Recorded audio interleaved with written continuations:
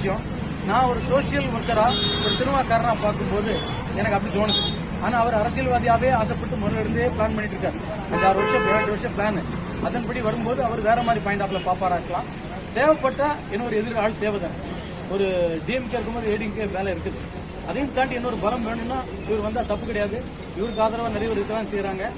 அந்த டைம் அவர் அந்த அடுத்த ஏப்ரல் மேல அவர் தேவைன்னா நல்லா இருக்கும். நான் கூட ஆதரவு கொடுப்பேன். தேவையில்லைன்னா இல்லை இருக்க டிஎம்கே ஓகேன்னு சொல்றேன். இதான் நியாயம். காலகட்டத்தில் வந்து படமே சரியா ஓடல. 3 மாசத்துக்கு ஒரு படம் உங்களுக்கு வெளியில வரும். ஆமா, எஸ். இப்போ என்னோட சேர்ந்து சில நண்பர்கள் இருக்காங்க. பிரதிபலன் பாராம இருக்காங்க. குறிப்பா ஜோசப்னு ஒரு நபர் இருக்காரு.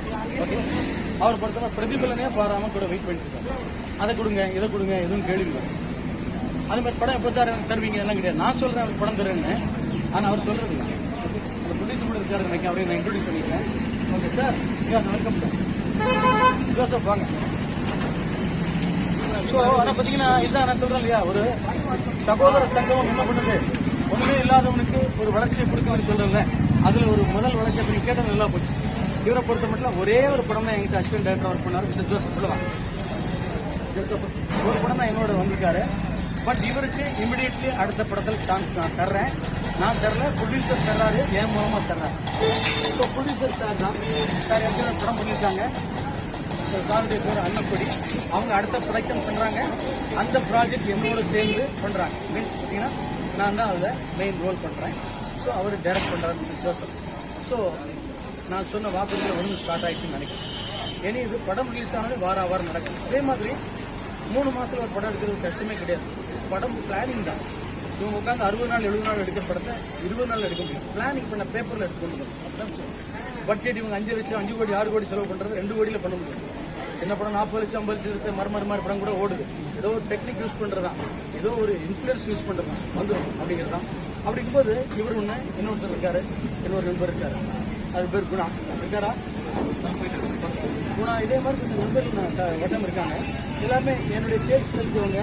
இதே மாதிரி ஆபாச வன்முறை இல்லாமல் நல்ல படத்தை எடுக்கணுங்கிற கருத்தை வந்து உள்ளவங்க. அவங்கள வரிசையாக பிளான் பண்ணியிருக்காங்க. எல்லாரும் ரெடியாக இருக்காங்க. ஸ்கிரிப்டோட ரெடியாக இருக்கும். ஸ்கிரிப்ட் மட்டுமே 30 ஸ்கிரிப்ட் ரெடியாக இருக்குது. பக்கம் 30 ஸ்கிரிப்ட் எல்லாமே நான் சொல்ற நல்ல கருத்துக்களோட தரமான படங்கள் இருக்குது. வரிசையாக போயிட்டு இருக்கு. ஒரு டீம் போயிட்டு இருக்கும். அதே மாதிரி ரிலீசிங் மாடல் எனக்கு நல்லபடியாக வந்துருக்கு. அந்த ரிலீசிங் மாடலில் ஒன் ஆஃப் தி சிஸ்டம் தான் இந்த 500 சகோதர சங்கம் தமிழ்நாடு. இதே மாதிரி படம் ரிலீஸ் வரும்போது வழக்கம் போல பேனர், வழக்கம் போல கட்ட அதெல்லாம் இருக்காது. ஆனா எல்லாரையும் போய் சேர்க்கிற மாதிரி பல விஷயங்கள் கடவுள் எனக்கு கொடுத்துருக்காரு. அதை பயன்படுத்தி இந்த படத்தை சக்சஸ்ஃபுல்லா கொண்டு வந்துருவேன். இன்னும் நிறைய நம்ம சகோதர சங்கத்தை சக்சஸ்ஃபுல்லா கொண்டு வந்துடலாம்.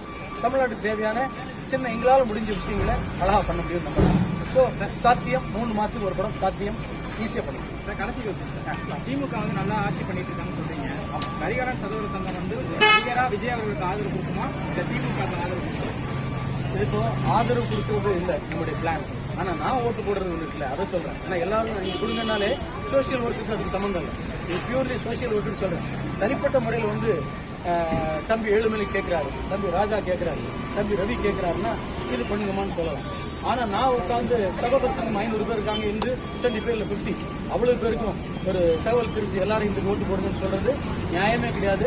சொன்னாலும் போடாதீங்கன்னு போய் சொல்லிட்டு விஜய் அவருக்கு ஆதரவு இல்லைன்னு சொல்ல வரீங்களா? ஆதரவு இல்லைன்னு சொல்ல வரல.